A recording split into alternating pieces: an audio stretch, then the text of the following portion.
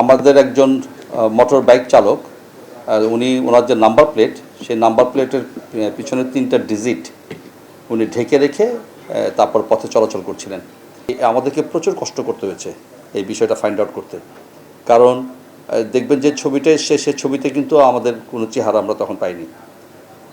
আমরা পরবর্তীতে যেহেতু রিপোর্টে পাইনি, কিন্তু আমাদের তো ঢাকা শহরের প্রচুর জায়গায় আমাদের সিসিটিভি ফুটেজ আছে, তো এগুলো নিয়ে অ্যানালাইসিস করা, সেই মোটরসাইকেল একই ধরনের মোটরসাইকেল থাকে, নাম্বার প্লেটগুলো মিলানো, তো এটি নিয়ে অনেক বড় একটি কাজ করার পরে আমরা গতকাল আমরা সক্ষম হয়েছি যে কাজটা করেছে তাকে ধরার ক্ষেত্রে। তার নাম হচ্ছে লাবলু হক, বয়স 38, তার পিতা হচ্ছে আব্দুল হক, মাতা হচ্ছে আনোয়ারা বেগম, এবং সে লালবাগের একজন অধিবাসী। সেই সময় তার হেলমেট ছিল না, আমাদের কাছে যেটা স্বীকার করেছেন যে তার হেলমেট ছিল না, হেলমেট না থাকার ফলে তার মাথায় ঢুকেছে, তো রাস্তায় ঢুকলেই এআই এর মাধ্যমে দ্রুত হচ্ছে মামলাটা চলে যায় বা এরকম একটা ব্যবস্থা করেছে সরকার।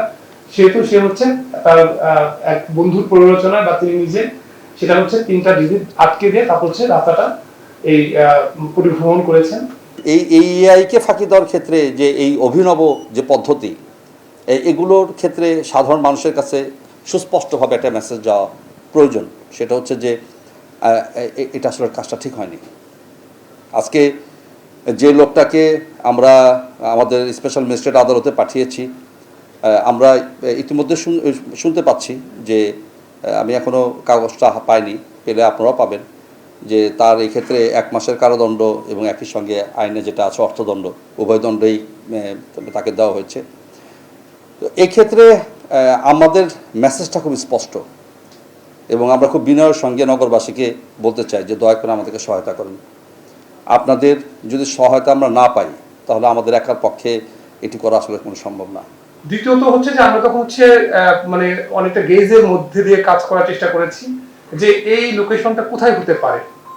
আমরা পরবর্তীতে দেখতে পেয়েছি যে এটা হচ্ছে আমাদের এই 7 রাস্তা মোড়ের যে সাথে যে ভিজিট প্লেসের সাথে যে রাস্তার যে আমরা অনেকগুলো ছবি তুলে তারপর হচ্ছে মানে কম্পারেটিভ অ্যানালাইসিস করে বুঝতে পারলাম যে এই ছবিটা বা এই মোটরসাইকেলটা বেসিক্যালি এই ফুটপাতের কাছ দিয়ে গিয়েছে বিধায় এইখানে হয়তো বা ছবিটা তোলা হয়েছে।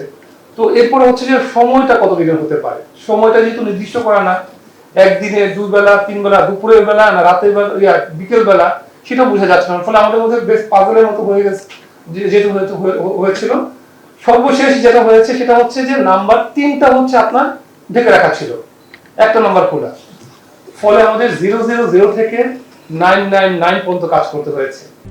RICL TMX, যুগের পর যুগ স্থাপনা থাকে মজবুত।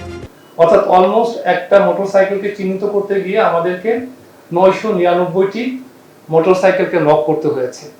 এর মধ্যে আমরা কিছু পারমিউটেশন কম্বিনেশনের মাধ্যমে যে কালারটা চেঞ্জ করেছি, যে কালারটা যদি ব্ল্যাক আমরা ব্ল্যাকটাই ধরেছি, তারপরে হচ্ছে যেটা হতে পারে যে এটা মানে পালসার হতে পারে না হাঙ্ক হতে পারে, এরকম একটা আইডিয়া করে কিছু কিছু কমানোর চেষ্টা করেছি। তারপরে যেটা করা হয়েছে যে কিছু কিছু গাড়ি ঢাকাতে নাই, ঢাকার বাইরে চলে গেছে, তাদেরকে আমরা বের করার চেষ্টা করেছি। কিছু কিছু মানে মোটরসাইকেল সত্যিকার অর্থে ঢাকাতেই চলেছে কিনা সেই ব্যাপারে তাদের সিরিয়াল অ্যানালাইসিস গুলো করা হয়েছে। এরকম করে শেষ মুহূর্তে আমরা কমাতে প্রায় 70-80টার মতো নেওয়া হয়েছে। 70-80টাও না, আরো বেশি কমানো রেখে দেখা হয়েছিল। এবং তারপর হচ্ছে প্রত্যেকটা ব্যক্তির সাথে যোগাযোগ করা, ঈদের মধ্যে আমাদের ব্যক্তির সাথে যোগাযোগ করতে হয়েছে, ভাই আপনার নাম্বার প্লেটের ছবিটা দেন। নাম্বার প্লেটের অনেকেই ছবি দিতে চেয়েছে, অনেকেই বলতেছে যে আমি কেন দেবো, ইত্যাদি ইত্যাদি। এমনও হয়েছে যে আমাদেরকে ট্রাফিক সার্জনদেরকে নিয়ে ওই বাসায় গিয়ে ছবিটা তুলে তারপর হচ্ছে দেখতে হয়েছে, একেবারে ম্যানুয়াল কাজ।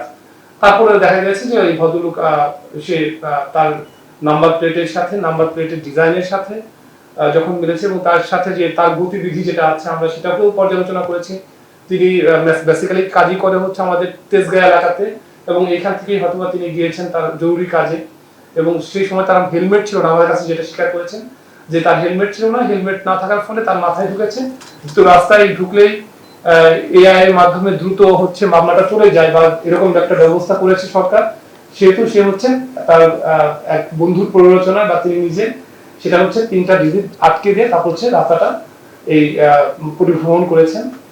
তিনি হয়তো বা ম্যাজিস্ট্রেট মহোদয়ের কাছে তার দোষ স্বীকার করেছেন এবং সেক্ষেত্রে তাদের তার যে সাজা যেটা দেওয়া আছে সেটা হয়তো বা দেওয়া হয়েছে।